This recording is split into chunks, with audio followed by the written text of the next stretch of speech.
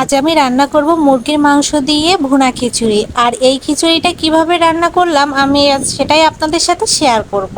প্রথমে চুলায় একটি প্যান বসিয়ে দিয়ে তেলটা খুব ভালোভাবে গরম করে নিয়ে এখানে একটি তেজপাতা, দারচিনি, এলাচ দিয়ে দিলাম।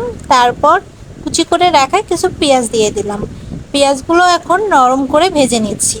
কিছুক্ষণ পর পেঁয়াজটা আবার নরম হয়ে গিয়েছে। এখন আমি এখানে আদা রসুন বাটা দিয়ে ভালো করে পেঁয়াজটা একটু কষিয়ে নিচ্ছি। তারপর এখানে পরিমাণ মতো হলুদের গুঁড়া, পরিমাণ মতো মরিচের গুঁড়া, 1 চামচ ধনিয়ার গুঁড়া আর 1.5 চামচ জিরার গুঁড়া দিয়ে ভালো করে আবার মশলাটা কষিয়ে নিচ্ছি। এখনও পর্যন্ত লবণটা দেইনি। তো আমার মশলাটা কষানো হয়ে গিয়েছে। এখন আমি 2 চামচ লবণ দিয়ে দিলাম। লবণ দিয়ে সবগুলো উপকরণ একটু ভালো করে কষিয়ে নিচ্ছি। আর এই সময় মশলাটা যত ভালো করে কষানো যাবে খিচুড়িটার স্বাদ ততটাই ভালো হবে। তো মশলাটা আমার কষিয়ে নিতে নিতে উপরে যখন তেল ছড়িয়ে এসেছে, এখন আমি ধুয়ে রাখা মুরগির মাংসগুলো দিয়ে দেব।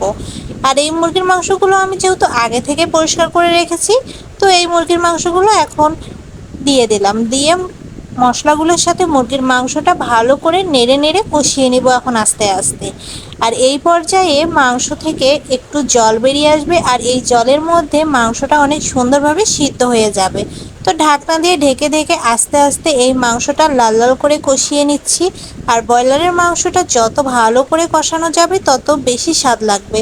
তো আমার মাংসটা কষানো হয়ে গিয়েছে। এখন আগে থেকে ধুয়ে রাখা চিনি গুঁড়ার চাল ও মসুর ডাল দিয়ে দিলাম। মাংসগুলোর সাথে ভালো করে নেড়ে নিচ্ছি। তো মাংস আর চালগুলো একটু ভালো করে হালকাভাবে ভেজে নিচ্ছি। আর একটু সময় নিয়ে এই চালটা ভেজে নিলাম। তো আমার চাল ভাজাটা হয়ে গিয়েছে। এখন এখানে আমি পরিমাণ মতো গরম জল দিয়ে দিয়েছি।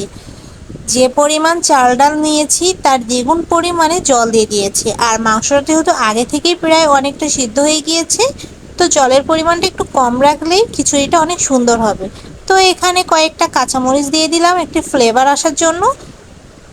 5 থেকে 6 মিনিট পর ঢাকনাটা খুলে দেখলাম যে জলটা আমার অনেকটা টেনে এসেছে। তো এখানে একটু হালকা করে গরম মশলা দিয়ে দিলাম। দিয়ে একটু ভালো করে নেড়ে দিচ্ছি। এই পর্যায়ে একটু নেড়ে দিয়ে আবারও 2 থেকে 3 মিনিটের জন্য ঢাকনা দিয়ে ঢেকে দিব। তারপর কিছুক্ষণ পর ঢাকনাটা খুলে দেখবো আমার জলটা একদম শুকিয়ে এসেছে। তো নাড়াচাড়া করে দেখতেছি যে জলটা কতটুকু শুকিয়ে এসেছে। আর এখন এই পর্যায়ে আমি আগে থেকেই কিছুটা পেঁয়াজ বেরেস্তা করে রেখেছিলাম। আর এই পেঁয়াজ বেরেস্তাটা এখন আমি দিয়ে দিব খিচুড়ির উপর। আর এই বেরেস্তাটা দিলে খিচুড়িটার স্বাদ কিন্তু দ্বিগুণ হয়ে ওঠে। তো এখন এটা আমি দমে দেবো, তাই চুলায় একটি তাওয়া বসিয়ে দিয়ে এখন এই প্যানটি তাওয়ার উপর বসিয়ে দিলাম। কিছুক্ষণ পর এই তো আমার খিচুড়িটার ফাইনাল লুক কেমন হয়েছে অবশ্যই কমেন্ট করে জানাবেন।